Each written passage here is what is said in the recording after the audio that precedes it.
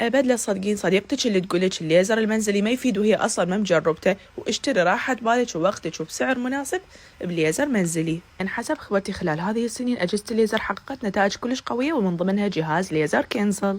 الجهاز جدا كفو وراح تحصلين على نتيجة من أول شهر، وهم أكو وياك كاتب تدريبي من هندسة أجهزة طبية ومحللين راح يتابعون حالتك بالتفصيل.